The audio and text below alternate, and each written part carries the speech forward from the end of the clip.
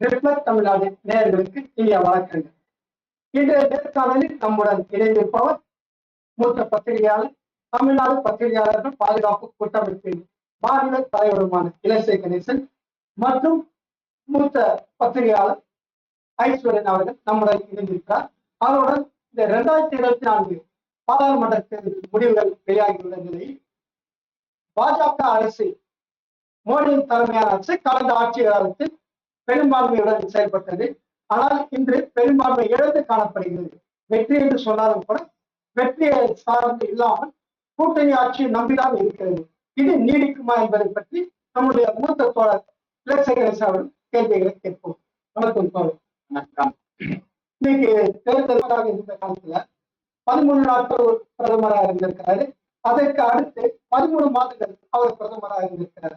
அதுக்கு அடுத்து இப்போ மோடியுடைய தலைமையில பாத்தீங்கன்னா 10 ஆண்டுகள் இருந்திருக்கிறாரு. இப்போ பெரும்பான்மை இழந்து கூட்டணி கட்சிகளை நம்பி இவர் ஆட்சி 5 காலம் நீடிக்குமா என்பது சந்தேகமாக இருக்கிறது. பொதுமக்கள் மத்தியிலும் அரசியல் பேசப்படுகிறது. இதை பற்றி தங்களுடைய கருத்து என்ன சொல்லுங்க?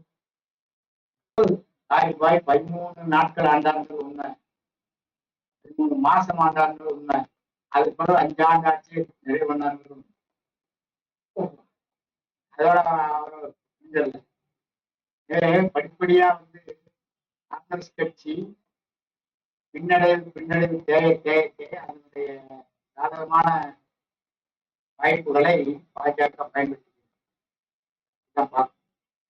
இப்போ மெஜாரிட்டியாக இல்லை அப்படிங்கிறது உண்மைதான்.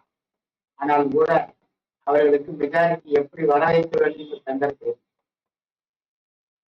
விரைவில் 32 சீட் அவங்களுக்கு தேவை. மெஜாரிட்டி 240 இருக்கு. 32 எங்கிருந்து எடுக்க போறாங்கிறத கேள்வி எடுத்துருவாங்க. எப்படி எடுப்பாங்கன்னா அவங்களுக்கு அரசியல் ரீதியா மட்டும் இல்லை, அமைப்பு ரீதியா மட்டும் இல்லை, நிறுவன ரீதியாகவும் அவங்க வந்துக்கிறாங்க. நிறுவன ரீதியான என்ன அர்த்தம்? அரசாங்கத்துக்குள்ள அந்த அளவுக்கு வந்துருக்காங்க. அவங்களால மிரட்டியோ கெஞ்சியோ கூத்தாடியோ அல்லது காசை விட்டோ ஏதோ இதன் மூலமாகவோ மெஜாரிட்டி பெற்றுள்வார்கள் என்பதன் நிலை. எனவே 13 உள்ள 15 ஆண்டுகள் கூட அது ஆளும். இப்போ கூட்டணி கட்சிகள் பார்க்கும்போது இவர் நம்ம பீகார் முதல்வர் நிதிஷும், இந்த பக்கம் ஆந்திர முதல்வர் இதுல சந்திரபாபு நாயுடு, இவர்கள் இரு முறைகள் இருக்கிறாங்க, கிழக்கு ஒண்ணு மேற்கு ஒண்ணு. அப்படி இருக்கும்போது இவங்களுடைய சித்தாந்த கொள்கைகளுக்கும் பாஜக பாசிச கொள்கைகளுக்கும் ஒத்து வரலாம். சித்தாந்த கொள்கைன்னு போறீங்க, தேர்தல் அரசியல்ல சித்தாந்தத்துக்கும் அரசியல் சம்பந்தம்.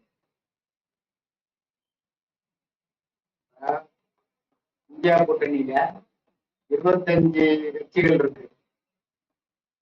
25 கட்சிக்கும் சித்தாந்தம்னு ஒன்றும் கிடையாது. சித்தாந்தம்னு போனோம்னா சிவசேனை உத்தவ் தாக்கரேயோட காங்கிரஸ் போக முடியும். சித்தாந்தமே கிடையாது. கம்யூனிஸ்ட் பார்ட்டியும் உத்தவ் தாக்கரே ஒன்னா உட்கார முடியுமா? முடியாது. சித்தாந்தம் தேர்தல் என்பது அரசியல் ஆதாயம் கருதி அணிச்சது. அதே மாதிரி சந்திரபாபு நாயுடும் நிதிஷ்குமாரும் 2 பக்கமும் தனித்தனியா இருக்கல. 2 பேருக்கும் ஒரே லாபம் தான். ஒன்னாட்ட சேர்ந்து இருக்கிறத விட ஒரே நோக்கத்தோடு நோக்கம் ஒண்ணுதான். அவரு ஆந்திரா பக்கம் இருக்காரு, அவரு பீகார் பக்கம் இருக்காரு. அவ்வளவுதான். இதுல வளர்ந்து முடியாது, முடியாது. நோக்கம் ஒண்ணுதான், அரசியல் ஆதாயம் தான். இருக்கிறாங்க, அது எடுப்பாங்க. அது கொஞ்ச நாள் வரைக்கும் இருக்கிறத நிறுத்துற மாதிரி ஆளுநர் அது முடிஞ்சு. இன்னொரு கேள்வி, கேரளா மாநிலத்துல கம்யூனிஸ்டும் காங்கிரஸும் தனித்தனியா நின்றாங்க. இங்க தமிழ்நாட்டை பொறுத்து மற்ற மாநிலங்களை பார்த்தீங்கன்னா இந்திய கூட்டணி கம்யூனிஸ்டும் காங்கிரஸும் இணைந்து செயல்பட்டாங்க.